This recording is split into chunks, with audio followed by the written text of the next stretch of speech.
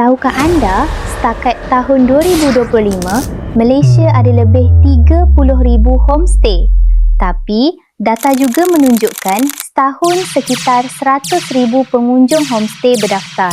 So, demand ni sebenarnya tinggi ke rendah? Kalau tinggi, kenapa homestay banyak yang tak laku? Banyak yang tutup. Kalau sikit, tapi kenapa setiap kali kita nak book homestay, mesti dah full? Sebagai penginap atau pemilik homestay, ini tetap menjadi misteri. Untuk pemilik homestay, anda perlu kekal relevan dalam strategi permasaran. Bagaimana cara untuk anda beritahu satu dunia tentang homestay anda?